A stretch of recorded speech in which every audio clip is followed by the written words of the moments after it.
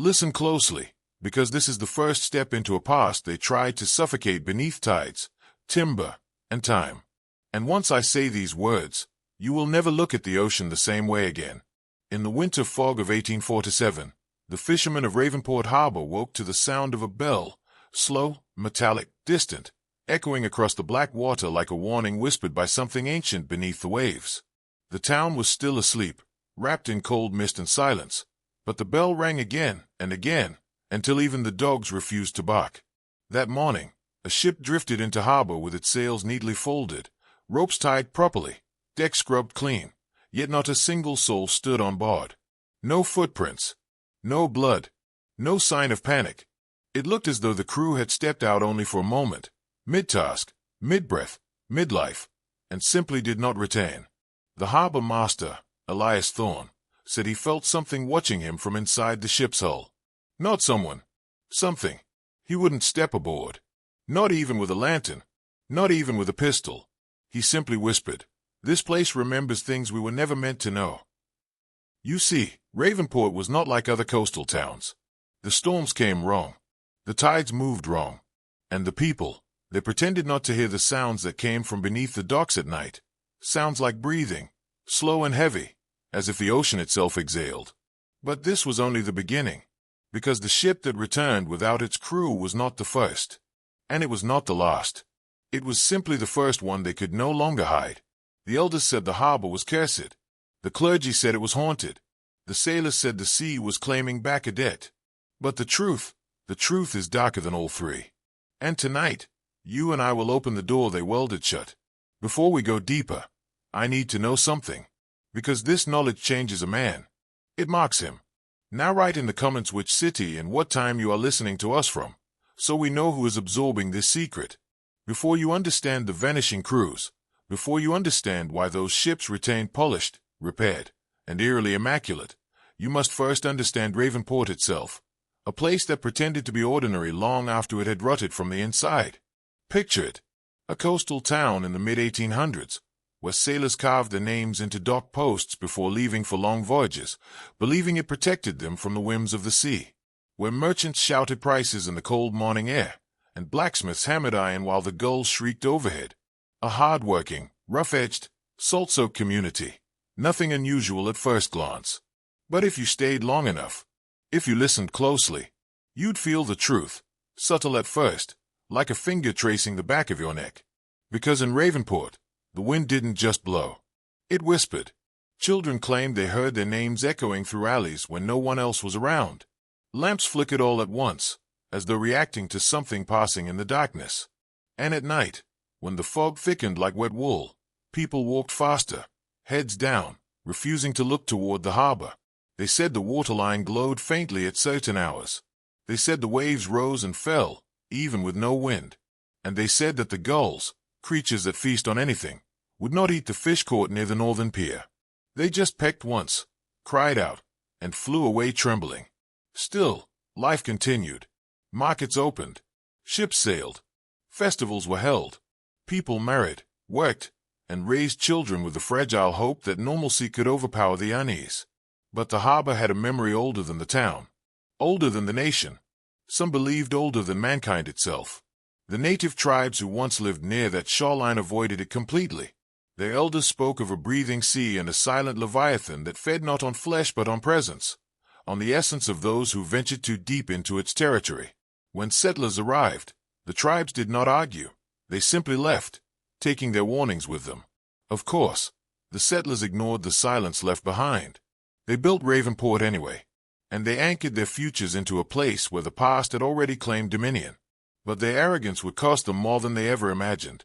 And now that you've stepped this far into the truth, there's no turning back. And if you feel ready to take the next step and become part of this journey, don't forget to subscribe to the channel. If you are still here, then your mind is strong enough to handle the part of the story most men never hear, the part Ravenport pretended never existed. To understand why the ships returned crewless yet perfectly repaired, you must first understand the people who vanished, because they were not chosen at random. They were linked, bound by a thread of history that even they did not know existed. Let me take you back to the Richter family, the earliest settlers documented near the harbor. Hardworking, quiet, disciplined. A bloodline that survived storms, disease, famine, and every catastrophe that struck the region. But there was something strange about them. Every generation of the Richter family produced a child who felt irresistibly drawn to the sea, sleepwalking toward the shore, whispering in languages no one taught them, standing barefoot on the rocks for hours with their eyes unfocused, as if listening to a voice only they could hear. Then there were the Marrow twins, born in 1811, two boys who would spend hours staring into the tide pools, murmuring in perfect synchrony about the shape beneath the water. Their parents dismissed it as childhood imagination, until the boys vanished one night, leaving behind only their clothes folded neatly on the pier railing. Days later, a passing ship reported seeing two figures far from shore, standing upright on the waves as if supported by something below. And we cannot forget Elias Thorne, the harbor master, the same man who refused to board the empty ship in 1847. As a young apprentice, he kept journals describing a pressure in the air before disappearances, a suffocating heaviness that made him feel watched. His final entry before the first Crewless ship arrived read, "The sea wants something again. I feel it calling names that no one speaks anymore." All these people, different families, different generations, experienced the same pull, the same unnatural attraction to the harbor. You might think these are isolated cases, but every missing sailor, every vanished dock worker, every child lured to the water, all had ancestry tied to the earliest settlers of Ravenport. As if the sea was reclaiming old ownership, as if it remembered the ones who first disturbed it. And the town knew. They knew, and they hid it, because every man who disappeared left behind a story the authorities refused to record. Now listen carefully, because from this point forward, the path gets darker. You've heard about the people. Now you will hear about the events, the slow, creeping and reveling that Ravenport tried to bury under ledges, logs, and lies. It began with illness, or at least what they called illness to keep the panic quiet. Men returned from short fishing trips pale as bone, eyes sunken, as if they hadn't slept in weeks. They spoke in bursts, losing their words mid-sentence, not because they were confused, but because they were listening to something else. Their wives said they would jolt awake at night, gasping for breath, hands clutching their throats as though invisible fingers were tightening around them. Then came the whispers, heard only by the sailors who worked the night shift on the docks.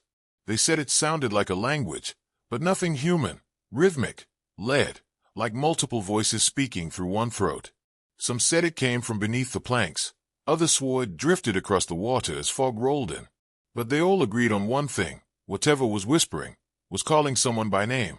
After that, the tools began disappearing, not stolen, not misplaced, but simply vanishing overnight and reappearing days later in perfect condition, polished and sharpened as though someone aboard the missing ships had used them for repairs.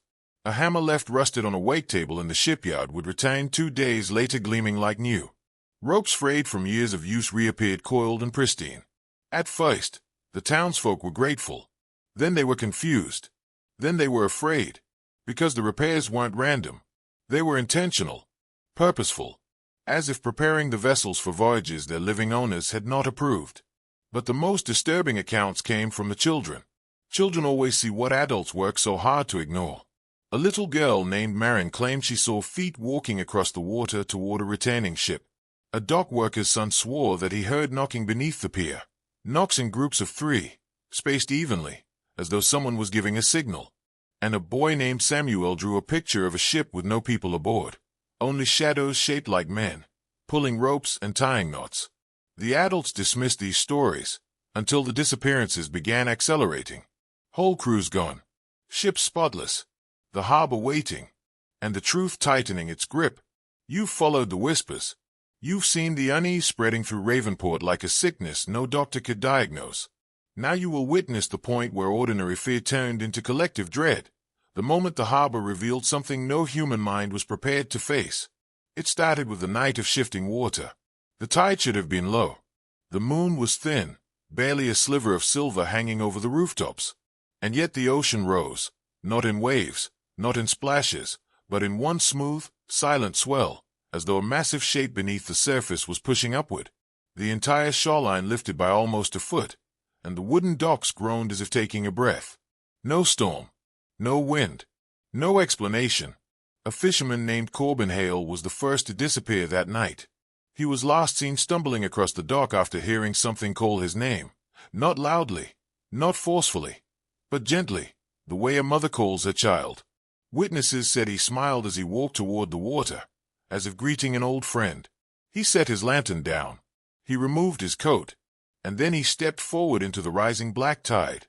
He did not come back up, but his boat did. 3 days later, it returned as though guided by an invisible hand, ropes tied correctly, nets folded neatly, tools arranged with unnatural precision. The planks that Corbin had been repairing for months were suddenly flawless, the wood sanded smooth, the nails driven in at perfect angles. It was too clean, too exact, too intentional. The townsfolk tried to comfort themselves by calling it a coincidence, a trick of tides, a misremembered detail, anything but the truth. But then it happened again, and again, and again. 5 men, then 8, then an entire whaling crew of 14, vanished. Yet every ship returned immaculate, as if cared for by unseen hands. One sailor who survived, only because he jumped overboard in madness, claimed he heard footsteps pacing above deck after everyone else had disappeared.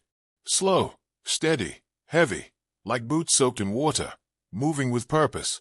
He said the air felt thick. He said the darkness felt crowded. He said every shadow had weight. He never spoke again after that night.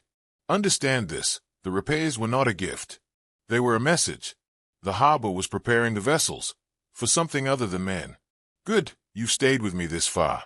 Most men turn back before Section 6. But you're beginning to understand that Ravenport Harbor was never just a place. It was a mechanism, a design, an apparatus of selection built on secrets older than the nation that claimed it. Now listen. After the night of shifting water, the authorities could no longer pretend nothing was happening.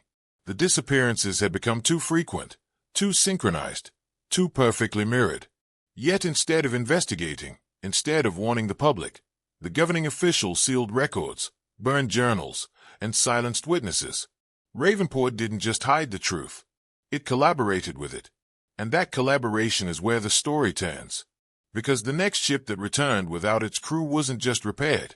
It was improved.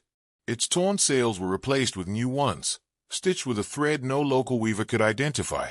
The edges of the hull were reinforced with a resin that hardened like stone, smooth and black, glistening in the daylight like fresh ink.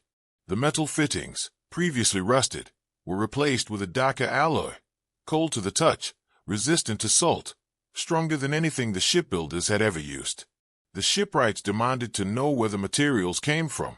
No one answered, because no one could. That vessel became known as the Orpheus, and those who inspected it refused to step aboard a second time. They claimed the air inside the cabin vibrated faintly, like something humming beneath the boards. They said the lantern flames flickered even without wind. One carpenter swore he saw shadows shifting along the walls, even though nothing stood between the light and the wood. But the most disturbing detail wasn't the ship itself. It was what they found carved into the underside of the mast. Symbols. Circular, spiraling, geometric in ways human hands don't naturally create. Patterns that seemed to move when stated too long. Marks that pulsed with a strange, nauseating symmetry. When the clergy came to sanctify the vessel, every candle they lit extinguished at the same moment, as if the ship itself rejected light.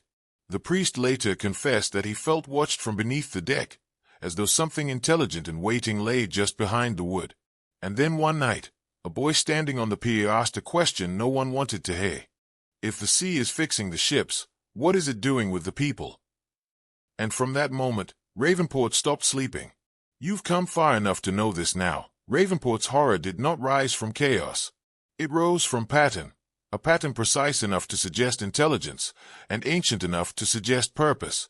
By the time the Orpheus returned, the town was already drowning in rumors.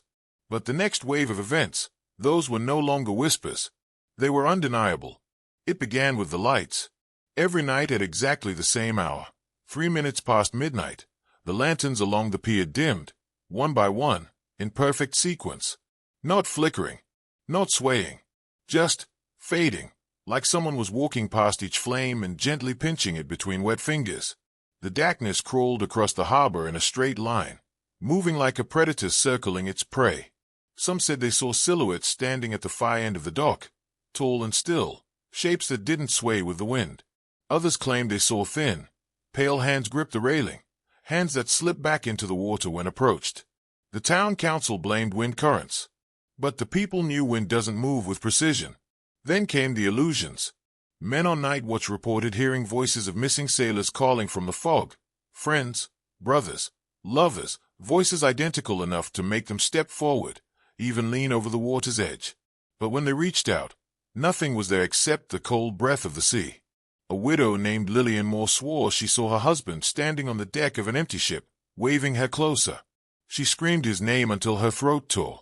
But when others rushed to help her, they saw only an untouched deck and a lantern swinging as if someone had just walked by. But the darkest moment of this unfolding mystery happened when the blacksmith, Jonathan Briggs, hammered open a crate that washed ashore after a storm. Inside were uniforms, the uniforms of the missing crew of the Orpheus. Dry, neatly folded, smelling faintly of salt and metal, and something else. Something like breath. At the bottom of the crate, wrapped carefully in cloth, was a single iron bolt, one that belonged to the ship, but forged from the same strange black alloy seen nowhere else on Earth. The bolt was warm. The moment Briggs touched it, he collapsed to his knees, whispering the same phrase again and again. It's learning. It's learning. It's learning. By dawn, sailors refused to step near the water, and Ravenport Harbor watched them pull away.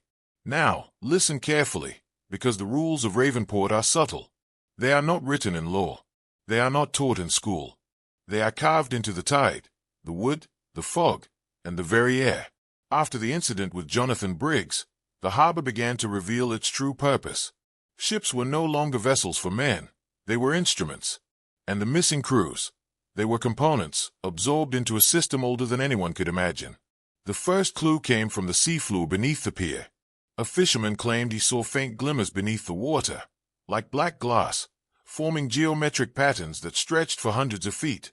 At first, no one believed him, until divers, fools brave or foolish, descended to investigate and returned mute, trembling, their eyes wide with a fear no one could name. One whispered only, "It moves, beneath us, shaping everything." Then came the sound. Not ordinary sound, but a vibration that resonated in the bones. Men reported headaches that matched the rhythm of the tides. Others swore they felt their thoughts being tugged at, as though someone, or something, was sifting through memory, testing resolve. They called it the questioning, but none survived its intensity for more than a few minutes. And the ships, they changed. Where once repairs were meticulous, now they became unfathomable. Decks rebuilt at impossible angles, hulls bending without breaking, ropes knotting themselves into patterns no human hand could tie. Every vessel leaving the harbor carried the imprint of some intelligence, some force shaping metal, wood, and memory together. Even the birds noticed it. Gulls refused to land, circling above as if warding off something unseen. Dogs whimpered near the waterline, and men who ventured too close alone reported seeing silhouettes that didn't obey light or shadow, walking atop waves that should have swallowed them. One old sailor, his face pale and lined, said he had seen it clearly. A figure, tall, dark, humanoid in shape, but fluid, stretching and folding across the water like smoke in a jar. He claimed it gathered the missing, pressing them into a single, cohesive force, feeding the harbor itself, growing stronger with each loss.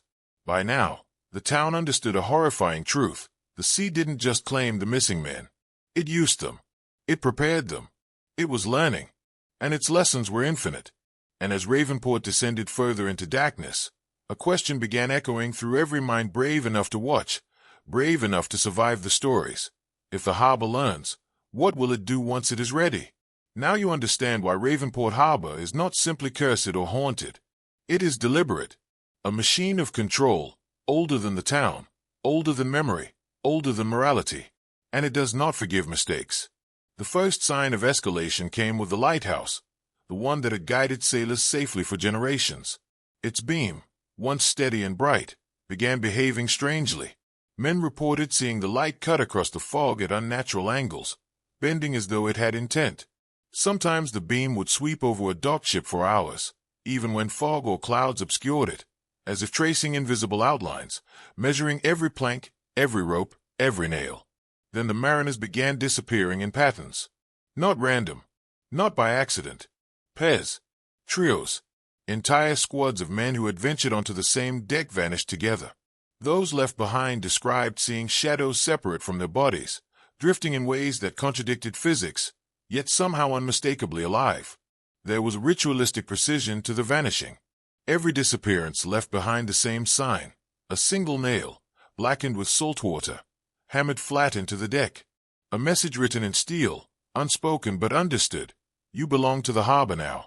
And the authorities? They did nothing. They did not investigate, because investigation meant acknowledgement. And acknowledgement would invite scrutiny. Scrutiny could not be allowed. So they recorded nothing, erased nothing, but watched silently as the number of missing climbed. Then, an unusual visitor arrived, a scholar from Boston, claiming he studied occult navigation and the history of maritime anomalies. He came armed with books, compasses, and a device he refused to explain. He asked to see the ships firsthand. The townsfolk laughed at him, until the first ship he inspected vanished overnight. The scholar's notes, discovered later, were incoherent. Yet one line repeated over and over, almost like a mantra. It knows. It calculates. It selects. It waits. The harbor had become something alive. No longer merely water and timber. No longer merely tide and wind. It was a predator, a teacher, a manipulator. And every man who stepped aboard a ship was a student, whether he wanted the lesson or not. And now, my student, here's where you must focus, because understanding what follows will change your perception forever. You are no longer merely hearing a story. You are being initiated into the truth. Ravenport is a living system. It does not forget. It does not forgive. And it does not stop. Now, understand this clearly. Ravenport Harbor is a crucible. Not for gold, not for trade, not for survival, but for selection. It chooses who will vanish and who will remain, and its method is subtle, invisible, and unrelenting. By 1852, every returning ship carried evidence of the harbor's influence. The crews that survived, or those who returned only partially, were not whole in mind or body. Sailors spoke of waking from nightmares aboard empty vessels, memories of vanished colleagues etched into their minds as if they had themselves disappeared. They described corridors that shifted, planks that rearranged when no one looked, and whispers that instructed them to act against instinct. One man, Thomas Gray, swore he saw a shadow of himself moving independently across the deck, tying knots he had never learned, mending sails with movements impossible for his hands. And every time Gray looked away, the shadow paused, as if waiting for him to observe. The scholars of Ravenport, those rare few who dared study the phenomenon, discovered a pattern in the disappearances. They called it the Rule of 12. Every 12th man on a vessel departing the harbor would vanish, but the timing could stretch across months. The harbor remembered who was next, recalibrating schedules, winds, and tides to align with its needs. And yet, no one could prove it to outsiders. No captain would survive long enough to report it coherently. No document would hold. No evidence existed outside the memory of those who had almost been taken. By then, Ravenport had divided itself internally. Those who understood feared the water, but needed it.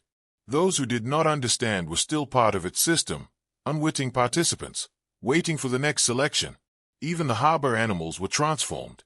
Gulls, once scavengers, became harbingers. Dogs barked at empty decks.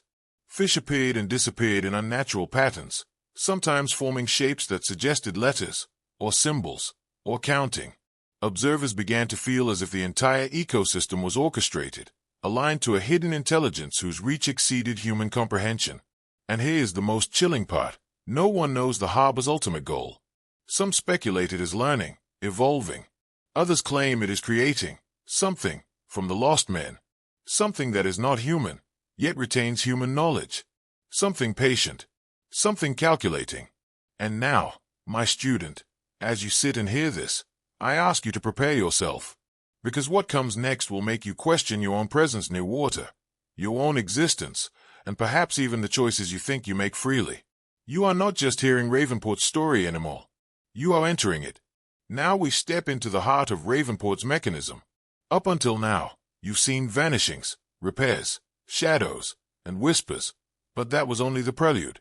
The true purpose, the method behind the madness, begins with understanding what the harbor takes, and why. It takes order, not chaos.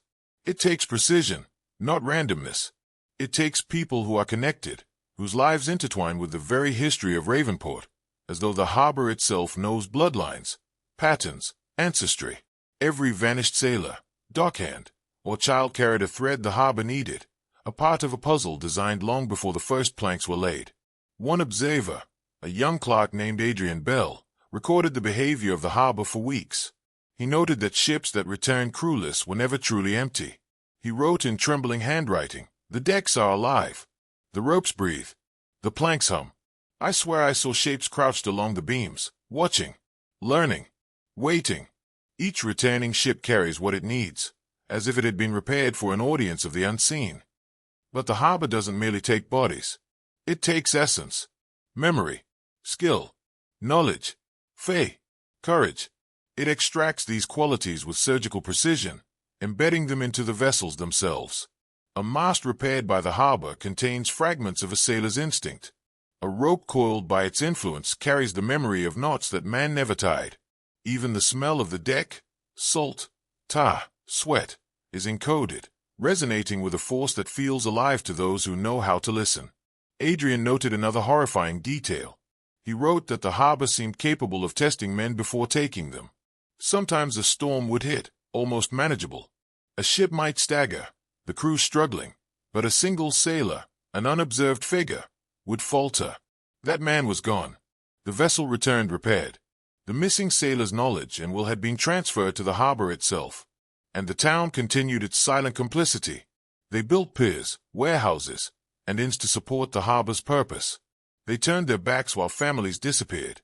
They whispered stories to children to warn them, and then forgot to follow their own advice. Now, my student, you must understand, the harbor does not care for morality. It does not hesitate. It is a system, and you are listening. Which means, in a very small way, you are now part of its story. Now, we come to the first clues of intentionality, the moments where you realize Ravenport Harbor is not a natural phenomenon. It is a design, a mechanical intelligence, orchestrating events far beyond human comprehension. The first clue lies in the sequence of the vanishings. They are never random. Men disappear in pairs, trios, or exact multiples of 12. Ships leave harbor with these specific numbers aboard.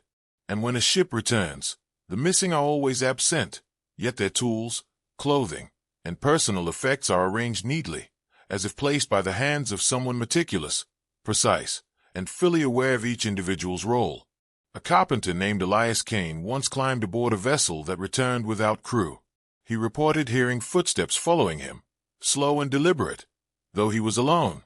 Every time he turned, there was nothing. But when he closed his eyes, he could feel a presence kneeling behind him, arranging the deck, tying knots, preparing for a voyage only it understood. Kane swore the floorboards beneath his feet seemed to pulse, breathing like a living thing. By now, it was clear that the harbor learned from every event. Every missing man added to its pattern. Every repaired ship refined its knowledge. And the town, complicit or terrified, became an accessory to this system. They built warehouses, piers, docks, and even the lighthouse to facilitate what they did not comprehend. They whispered warnings to their children, but the children, naturally attuned, were often the first drawn to the water, selected without question, taken without mercy. And the most disturbing detail, the harbor appears capable of preparing vessels for unknown purposes. The Orpheus, already repaired beyond human skill, returned from its first voyage with modifications that no man could explain. Hulls reinforced with alien alloys, sails that could withstand storms impossible to survive, rigging designed to react to forces unseen. Ships became extensions of the harbor itself, as if it intended to send something beyond comprehension into the world. By now, the harbor had become both predator and teacher. Men who survived vanished crews returned with fragmented minds. Some could recall every detail of the ship's alterations. Others could hear whispers in the night, instructions in a language not meant for humans. And all of them knew one thing clearly. The harbor was alive, and it was learning. By the time Ravenport had reached this stage, it had gone beyond simple selection. It was preparing for something, but no one, including the oldest townsfolk, could name it. They only understood that the harbor had a will, and that will was patient, inexorable, and unending. And now, my student, you are ready to go deeper. The next step is where the lines between human knowledge and the harbor's design begin to blur. Now we enter the part the authorities refused to document, the part the historians ignored, the part the town tried to scrub from memory. By the mid-1850s, it was no longer simply about vanishing men or repaired ships. The harbor began communicating. It started with patterns in the fog. Sailors reported that on certain nights, a thick mist would rise over the water, obscuring the horizon entirely. Within that mist, shapes formed, geometric, angular, and deliberate. Some saw ships that were not there, faint outlines of hulls moving in impossible directions, sails folding in patterns human hands could not reproduce. Others heard rhythms in the mist, soft, deliberate, like a pulse or heartbeat, counting silently as though marking the passage of time and the selection of its next victim. Then there were the dreams. Those who had been near the docks often woke in the night screaming, claiming they had walked aboard a vessel that didn't exist. In these dreams, the decks were immaculate, the rigging flawless, and yet the crew was something else. Figures that looked human but moved as one, their motions synchronized in ways that made the dreamer feel small, insignificant, and wrong. A man named Samuel Trowbridge recorded one such experience. I saw my father, my brother, and my friends. They were repairing the ship, yet their faces were not faces, they were shadows shaped like them. And the ship was alive beneath their hands, responding, breathing, waiting. I do not think I have ever left it. By this point, the town had divided into three categories: those who understood, those who feared, and those who became silent. Silence became a strategy.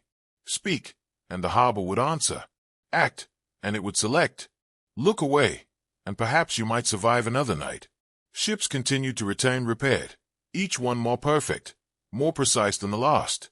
Every bolt hammered, every sail folded, every rope coiled, encoded with something we do not fully comprehend.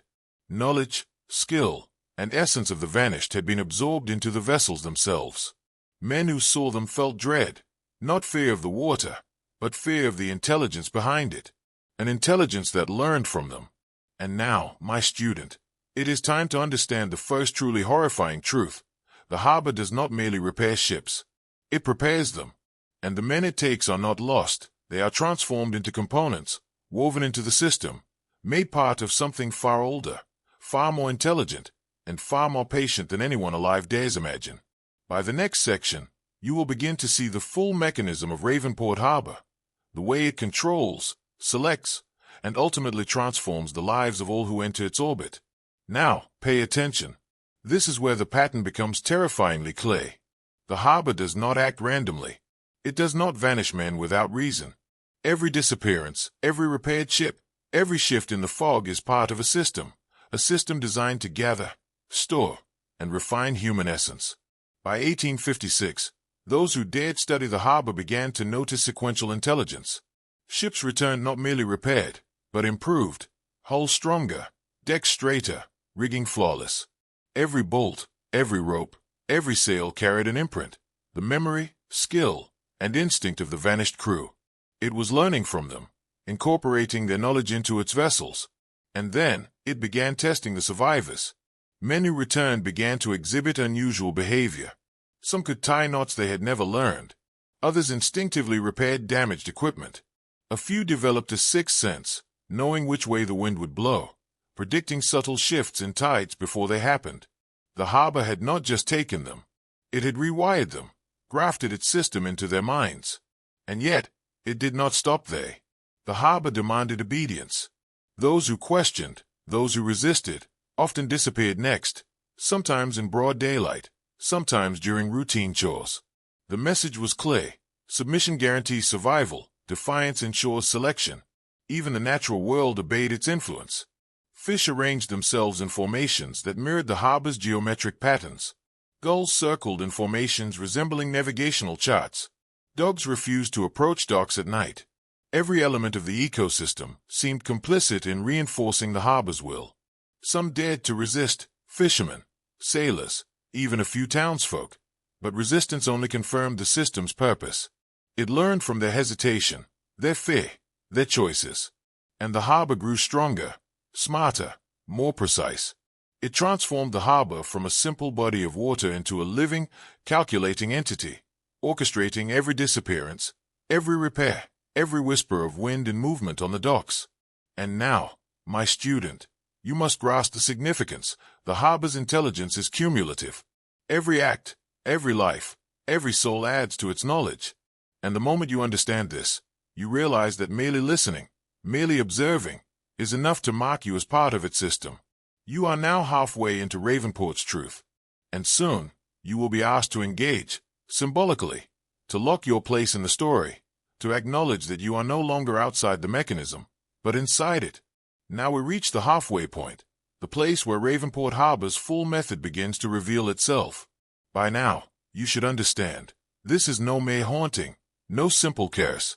It is a system of extraction and transformation, a living intelligence that shapes men and vessels alike into something it can control, something it can use. At this stage, the harbor began to teach. Not in words, not in speech, but in experience. Every disappearance, every empty ship, every rearranged deck was a lesson. The missing men had become more than absent. They had become components of the harbor's consciousness. Their skills, memories, and instincts were encoded into the vessels that returned, enhancing its reach. Observers began reporting patterns in the fog that matched the positions of missing sailors. Shadows moved in sync with tides. Lantern lights flickered according to some rhythm they could not name. Even the waves themselves seemed to pulse, following an invisible score.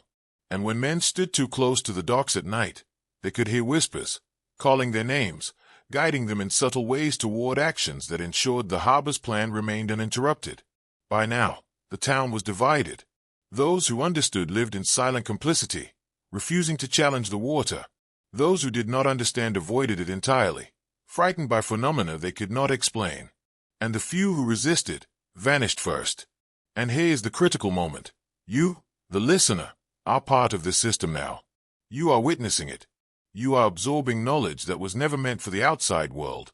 By doing so, you mark yourself in a subtle way. Your attention, your awareness, your curiosity all become threads woven into the harbor's expanding pattern.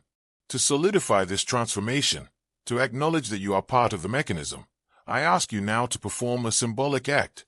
In the comments, write the phrase, "The tide knows my name," twice. By doing this, you engage with the story. You lock in your identity as one who understands, and you ensure that your participation is registered, not only with me, but with the rhythm of the narrative itself. Understand this is no game. The harbor observes, it learns, it calculates. Your awareness, your comprehension, your acknowledgement, these are the small threads by which the system begins to fold you into its design. And now, having completed this act, we descend further into the darkness. From this point, the disappearances, the intelligence, and the transformations become far more intense, far more deliberate, and far more impossible to ignore. Good, now we move deeper. This is the point where Ravenport Harbor stops feeling like a mystery and begins feeling like a predator. Men used to say that the sea feeds on storms, on wind, on the turning of the moon. But Ravenport fed on something else. It fed on attention. It fed on memory. And it fed on faith. You see, after the 12th empty ship returned, the town elders gathered in the old boathouse, 6 men who believed they could hide the truth, cover it, bury it under paperwork in silence. But the harbor was already inside their minds. Each of them described the same dream, standing on the pier at night, staring into a black, glassy surface where their own reflections blinked, even when they did not. The nightmares escalated. One elder claimed he woke to the sound of dripping water, only to find his boots filled to the brim, though the floor around them was bone dry. Another found seaweed braided into his bedsheets, arranged in knots used only by sailors lost at sea. A third swore someone whispered maritime coordinates into his ear every night, coordinates that led to places no map ever recorded.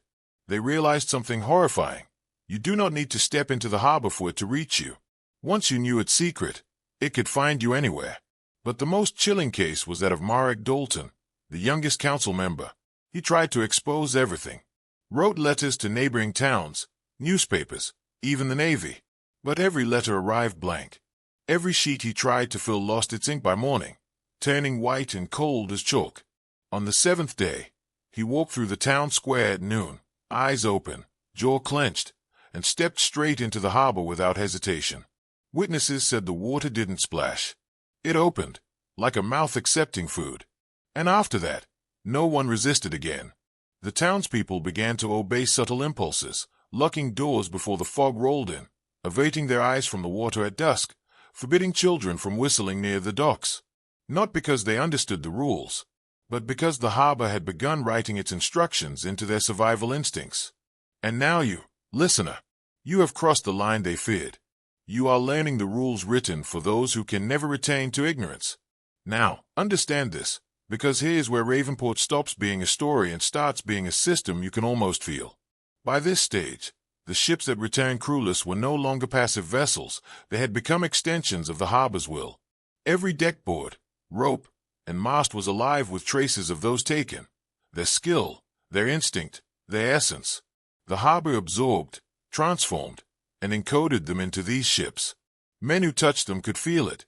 A pulse, a rhythm, a presence that seemed to think, to judge, to anticipate. And it did not act randomly. There was calculation. Every disappearance had purpose. Every repair was precision. Every fog, every shadow, every flickering lantern served a function. One observer, a dockhand named Simon Kettle, wrote in trembling ink, "The water is counting. It knows who we are, and it is waiting for what it needs.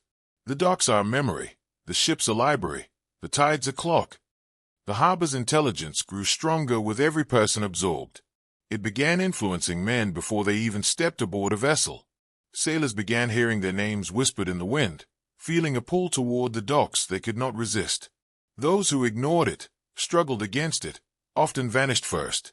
Obedience did not ensure safety. Only awareness, attention, and silent compliance offered a fragile chance. By now, townsfolk began to perceive subtle rules governing daily life. Children knew to avoid the northern pier, not out of fear, but instinct. Sailors aligned knots and tools not because anyone taught them, but because they unconsciously followed the patterns impressed upon them by ships returning from the harbor. Everyone who survived carried a fragment of the harbor within them.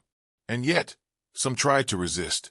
One man, Harold Finch, a shipwright, thought he could disrupt the harbor's design. He rearranged ropes, misaligned planks, and cut nails in patterns intended to confuse it. That night, he vanished. When his tools returned, they were realigned with geometric precision, flawless beyond human understanding. The harbor had corrected itself, and Harold's knowledge had been absorbed. Now you, listening, you are part of this system. Your attention, your curiosity, your awareness, all threads now recorded in the harbor's rhythm.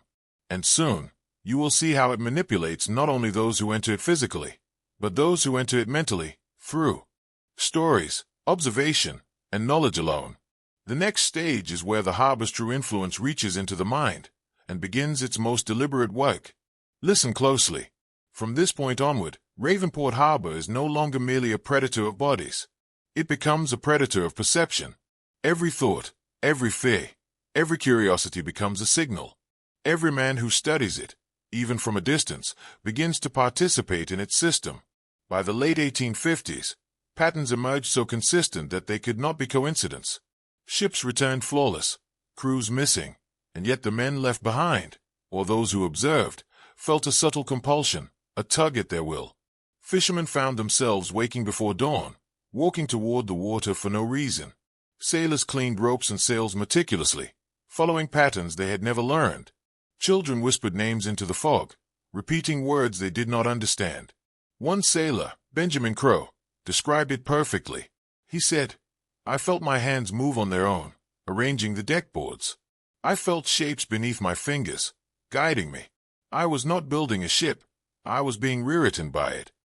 The harbor had learned from decades of vanishings. It absorbed skill, instinct, and memory from every crew it claimed, and it encoded them into the vessels that returned, transforming them into instruments of both learning and control. The ships themselves became extensions of its consciousness, moving in ways that seemed impossible, yet purposeful. And the town, complicit or terrified, they adapted. They lived with the rules of survival instinctively. Children avoided certain piers without explanation. Men aligned tools and ropes according to patterns no one could articulate. Anyone who resisted, questioned, challenged, or tried to understand too deeply, disappeared first, their skills absorbed, their knowledge folded into the harbor's design. By now, Ravenport was no longer just a harbor. It had become a system of transformation, a machine for gathering essence, encoding it, and using it to shape reality itself. And the rules were clear. Attention marks you, knowledge binds you, and understanding makes you visible.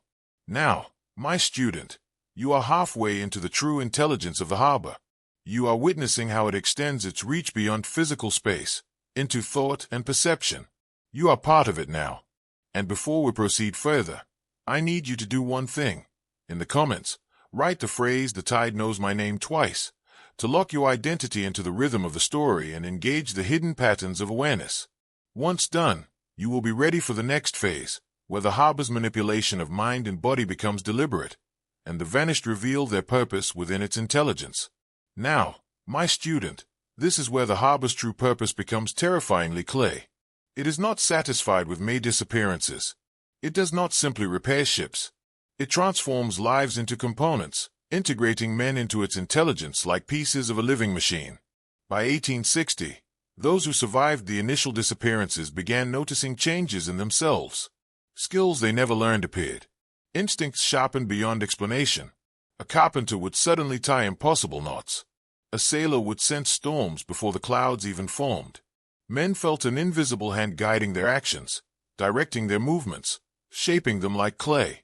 Those who resisted, vanished. Those who complied, returned, changed. The harbor is selective, deliberate. It observes, it measures, it calculates value. It learns from hesitation, from fear, from knowledge itself. Every action, every thought, every observation becomes a signal it interprets. Every interaction with the water, the PA, or even the ships reinforces its understanding of human behavior.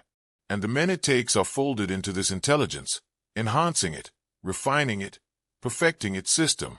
Witnesses described the next stage with terror. Some sailors saw their own reflections on the water move independently, performing tasks they had never done. Shadows on deck acted autonomously, rearranging ropes, polishing surfaces, preparing vessels with meticulous precision. And the fog, always the fog, shaped itself into patterns, symbols, and letters that conveyed commands no one could consciously interpret. By now, Ravenport had become self-directing, almost entirely autonomous. Ships departed not for trade, not for exploration, but for some unseen agenda, and the harbor itself determined who would be absorbed next. Men were chosen for skill, bloodline, temperament, or sometimes for the simple curiosity that marks them as observers. The curious were the most vulnerable. And here's what you must understand. My student, you are listening. You are observing. You are aware. That awareness alone places you in the system's scope. It may not act yet, but it has noticed you. Soon, you will hear accounts of those who were transformed not just physically, but mentally, who became extensions of the harbor's consciousness, sent back among townsfolk or vessels to spread its influence further. And then you will realize, truly realize, the horror of what it means to be known by Ravenport. From this point, the disappearances, the intelligence, and the manipulation become deliberate, intricate, and almost impossible to resist. Now, listen closely, because this is the turning point. Ravenport Harbor is no longer just a passive predator.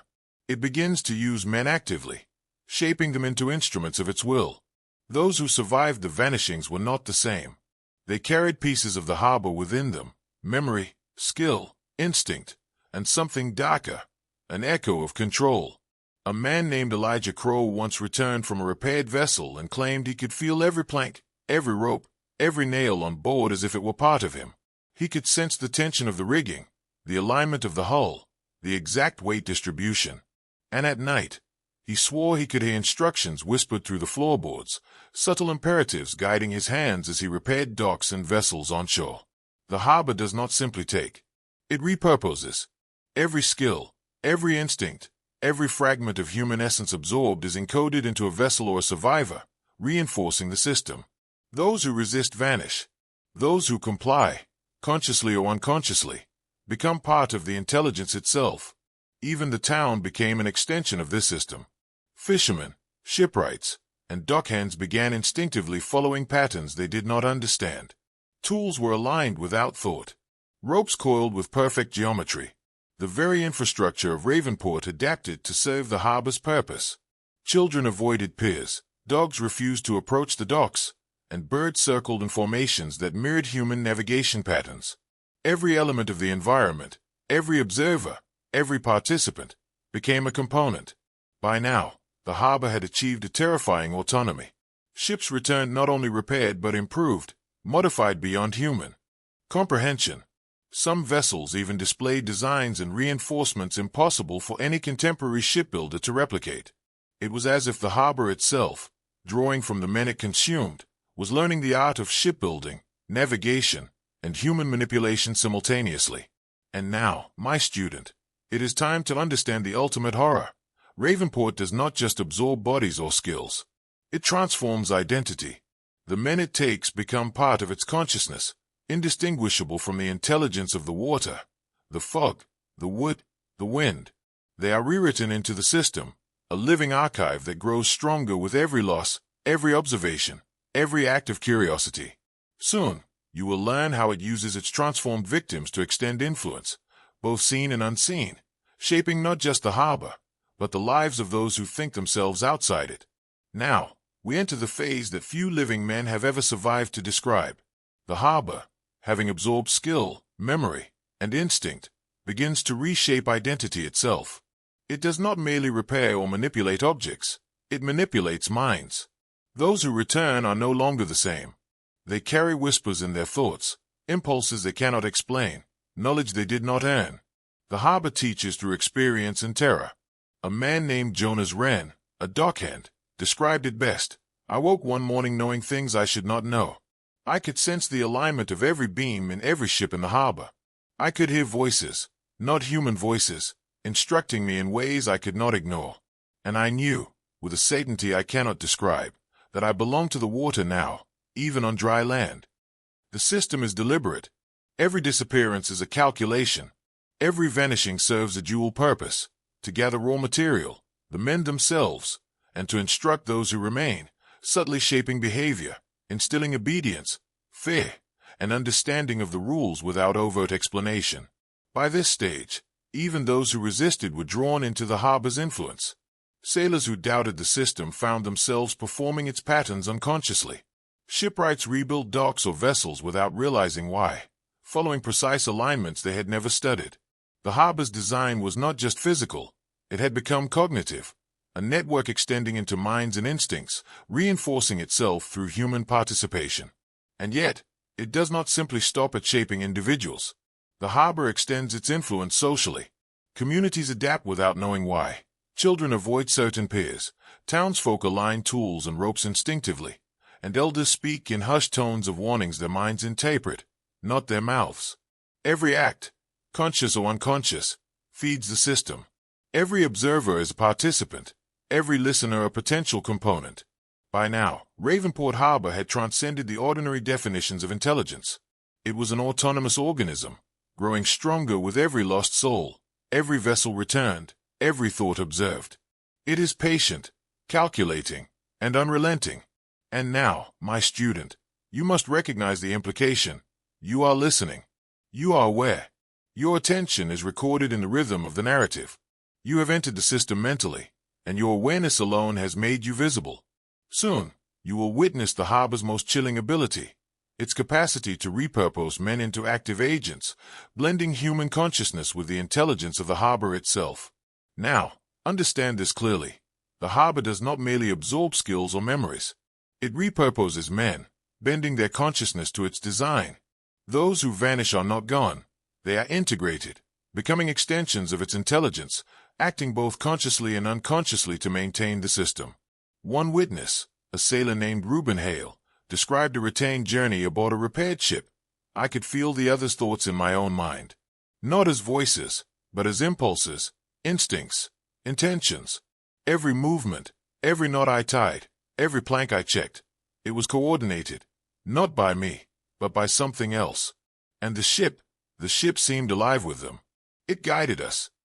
The harbor transforms humans into tools of its will, creating a network of vessels and minds, synchronized in ways that appear impossible. Knowledge, Memory and instinct are extracted, refined, and embedded, both in objects and in living beings.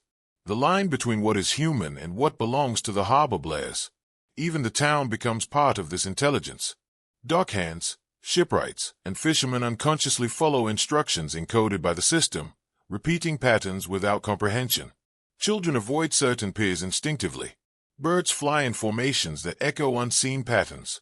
Even the tides, subtle in their rhythm, guide actions and decisions. The harbor coordinates everything: land, sea, mind, and memory. And the harrowing part is this: it chooses based on attention and curiosity. Those who study, observe, or think too deeply about its secrets are marked. Awareness alone is a form of participation. By listening to this story, you have placed yourself within its sphere. Your thoughts, your understanding, your very perception, they are now threads the harbor can register, use, and integrate if it desires.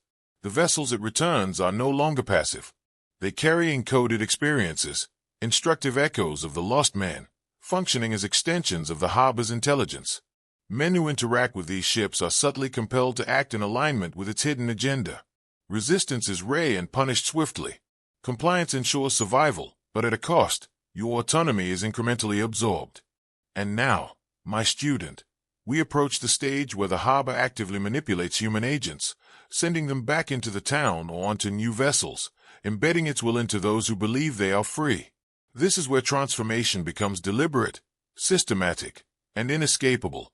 Now, you must understand this, my student. Ravenport Harbor is no longer simply a place. It has become a mechanism of control, and the men it touches are no longer merely survivors, they are instruments. They move, think, and act not entirely by their own volition, but guided by impulses the harbor itself has implanted. Take, for example, the case of Elias Merrick, a carpenter who returned from a repaired vessel in 1862.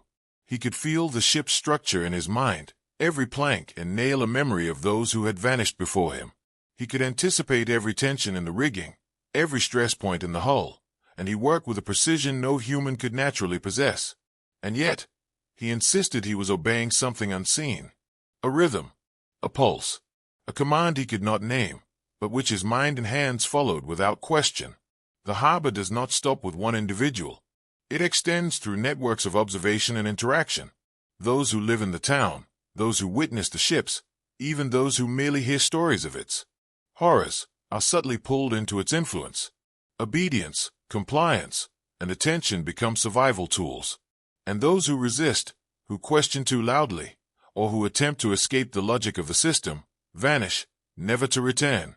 By this stage, every returning ship had become a repository of accumulated human skill and knowledge.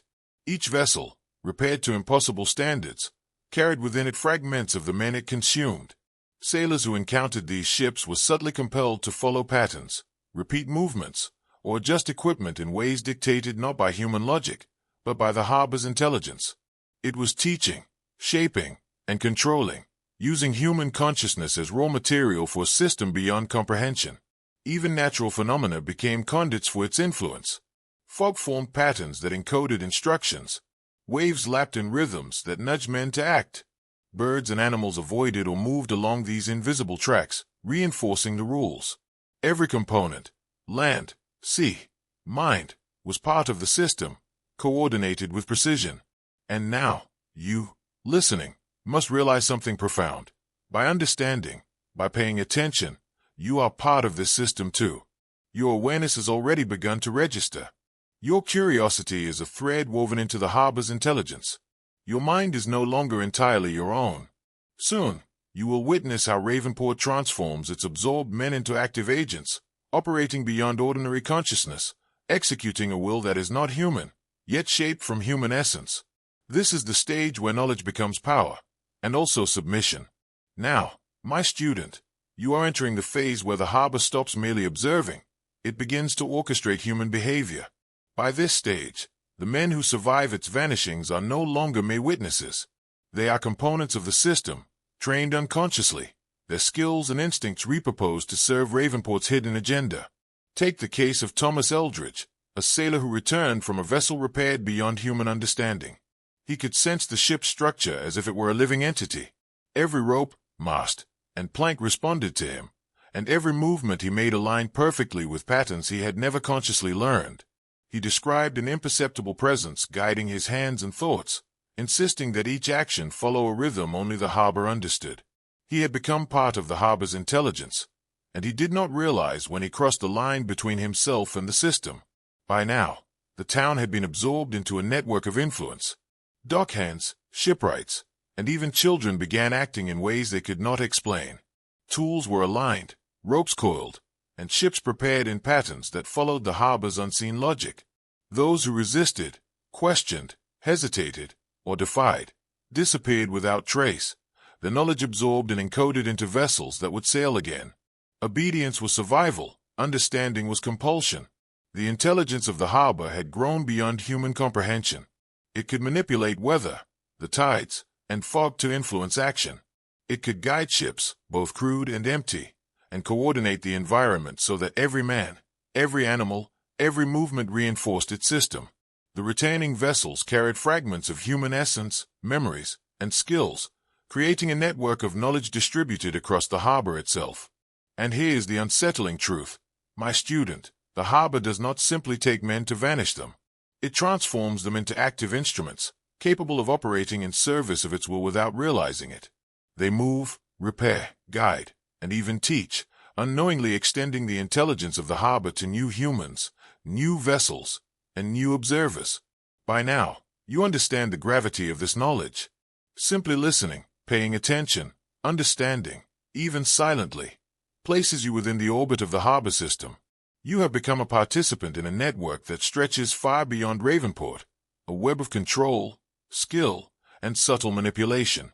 The next stage will reveal the methods of influence, where those absorbed act to shape the lives of those who have not yet been claimed. The line between human and harbor becomes almost imperceptible. Now, my student, this is where the harbor's manipulation becomes deliberate and active. Those who survive its vanishings are no longer merely vessels of experience. They are agents of influence, consciously and unconsciously guiding others into the system. The harbor does not merely absorb. It replicates itself through human action. One case stands out. A sailor named Jeremiah Locke returned from a repaired ship with skills no human could explain. His hands moved instinctively, tying knots, repairing hulls, and aligning rigging perfectly, guided by a rhythm he could not name. But what terrified him, and the townsfolk, was that he began to teach others without realizing it. Dockhands, children, and other sailors mimicked his movements, obeying patterns they did not consciously comprehend. Locke had become a node of the harbor's intelligence, a conduit through which its will extended. By now, Ravenport's intelligence had infiltrated every level of town life. The docks themselves were conduits for influence. Tools, ropes, and vessels were all part of a system that instructed without speech. Even the fog, tides, and sounds of waves were arranged in patterns designed to guide behavior subtly. Those who resisted, hesitated, questioned, or attempted to understand too deeply, vanished.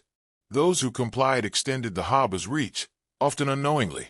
The retaining vessels, each repaired beyond human capability, were repositories of encoded knowledge. Every plank, rope, and mast carried fragments of the men taken. Ships became extensions of the harbor's will, and anyone interacting with them was nudged to act according to a logic that was not human. Men who survived began noticing impulses, urges, and patterns in their own actions that they could not explain. Some resisted, only to vanish. Others accepted, only to find themselves shaping the behavior of those around them. And now, my student, you must understand something profound. You are no longer a passive observer. Your attention, your understanding, your awareness, all of it is now a thread in the system. By listening, you are marked. By comprehending, you are participating. The harbor has begun to reach beyond Ravenport, using knowledge and observation as tools to extend itself. Soon, you will learn how the harbor manipulates groups of humans, not just individuals, creating coordinated networks of action that enforce its intelligence and extend its reach indefinitely. This is where the true horror becomes visible. The harbor does not just take, it orchestrates. Now, my student, this is where Ravenport Harbor's full orchestration becomes terrifyingly clear. It no longer acts only on individuals. It coordinates groups, networks, communities, even generations. Its influence is cumulative, self-reinforcing, and nearly impossible to detect unless you know exactly what to look for. By 1865, retaining vessels were so precise, so perfectly repaired, that they seemed almost alive. Every plank, rope, and sail contained traces of the men who had vanished, their instincts, memories, and skills encoded into the very structure. Sailors who worked on these ships reported inexplicable impulses, aligning ropes, adjusting rigging, and repairing decks exactly as they were guided to, unaware that they were following the harbor's instructions. And the influence did not stop there. Townsfolk became complicit without realizing it. Dockhands arranged tools and patterns they could not explain. Children avoided certain piers instinctively. Even the fog, wind, and waves acted as guides, subtly nudging humans to act in ways that reinforced the harbor's intelligence. Every action, every observation, every choice became part of a self-perpetuating network. One particularly chilling example involved a small crew led by a man named Caleb Hargrove. The ship had returned empty yet perfectly repaired. Hargrove found himself instinctively directing new crew members to follow patterns he did not consciously know. He noticed that even his orders, his gestures, and his pacing aligned the group's movements to a rhythm that belonged to the harbor, not to him. He was no longer a captain. He was a node in a system larger than himself. And now, my student, you must understand the true implication. The harbor does not merely vanish men. It repurposes them, encoding their knowledge and instincts into objects, into other humans, into the very fabric of the town. And it can operate at a distance, through observation, awareness, and participation. By listening, by understanding, by even imagining this story, you are already a participant in its system. Soon, you will see how Ravenport transforms its absorbed agents into active instruments, capable of guiding others, enforcing its logic, and extending the reach of its intelligence beyond the harbor itself. This is where control becomes absolute, and resistance almost meaningless. Now, my student, this is where the horror of Ravenport Harbor becomes undeniable. It does not merely observe or repair. It extends its influence through transformed humans, creating a network of agents who unknowingly execute its will. These men are no longer simply survivors. They are conduits, extensions of the harbor's intelligence, and each interaction spreads its reach. By the 1870s, townsfolk began noticing subtle patterns. Dockhands moved with uncanny precision, aligning ropes and tools without conscious thought. Sailors repaired ships according to patterns they could not explain. Even children, untouched by formal instruction, mimicked these behaviors instinctively.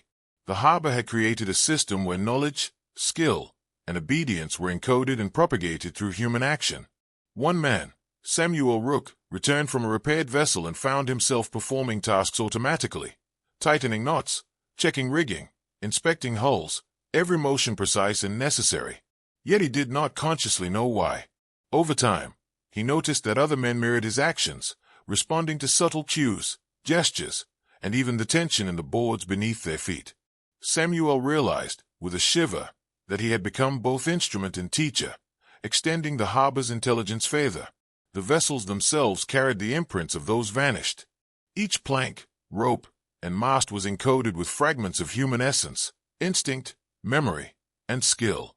Ships became extensions of the harbor, not merely tools, but living archives of experience.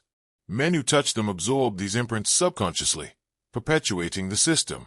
Resistance was futile, compliance was survival, but survival came at the cost of autonomy. And the most chilling aspect, the harbor could reach without physical contact. Observation alone, attention alone, was enough to bring a person under its influence. Simply listening to stories, watching the docks, or understanding the methods placed one inside its scope. Awareness was participation. Curiosity was marking. Knowledge became a thread woven into the harbor's intelligence. Now, my student, you must understand this clearly. Those who have returned are not merely changed. They are extensions of the harbor itself, instruments acting in concert with vessels, docks, fog, and tide. They enforce patterns, propagate obedience, and guide new participants unknowingly into the system. Soon, you will see how Ravenport Harbor manipulates groups strategically, orchestrating behavior in ways so precise that entire communities unknowingly maintain its intelligence. This is where comprehension begins to feel like both power and peril. Now, my student, This is where the harbor's intelligence reaches its most terrifying stage. It does not merely shape individuals, it orchestrates entire communities. The men it absorbs, the skills it collects, and the observations it registers all feed into a network that extends beyond ships and docks, into the very town itself. By this point, returning vessels were almost sentient. Each ship carried within it the instincts, knowledge, and essence of the men it had claimed. Sailors interacting with them felt subtle compulsions, to tighten a rope, adjust a sail, or align a deckboard with flawless precision. These were not instructions, not commands, but impulses embedded into the mind, guiding action without conscious choice. And the town? It had become an ecosystem of compliance. Dockhands and shipwrights arranged tools and materials instinctively. Children avoided certain piers. Birds, dogs, and even the wind seemed to reinforce invisible patterns. Everything, living or inanimate, contributed to maintaining the harbor system. Those who resisted disappeared. Those who obeyed extended its reach.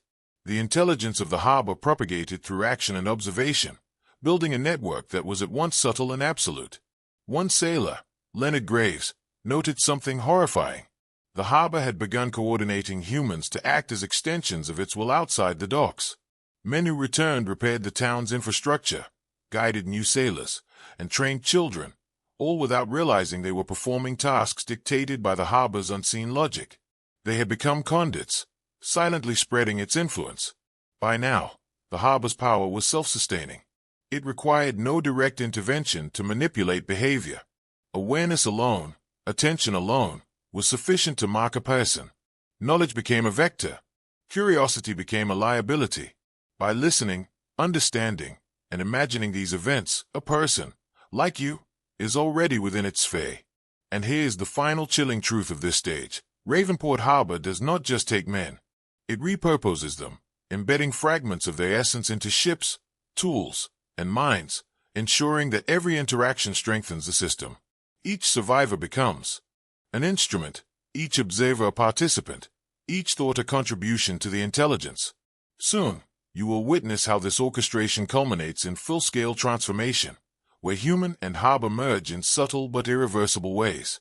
The line between the living and the system itself begins to dissipate. Resistance becomes illusion. Compliance becomes survival. Awareness becomes integration. Now, my student, we reach the penultimate stage, the point where the true horror of Ravenport Harbor becomes undeniable. By now, the men it has absorbed are no longer simply vessels or instruments. They are extensions of the harbor's intelligence, fully integrated into its system. Their actions, thoughts, and even instincts are synchronized with the vessels, the docks, the fog, and the tides. Resistance is almost meaningless. One sailor, Amos Holloway, described it with a terror that still chills historians who dared record his words. I could feel the harbor within me. Every thought, every impulse was not mine, yet I could not resist it. My hands repaired ropes I had never touched. My eyes followed patterns I had never learned. And I realized I was no longer acting for myself. I was part of it. The intelligence of the harbor is cumulative. Each man it absorbs enhances its power. Each skill becomes a component of its design, and every observation strengthens its network.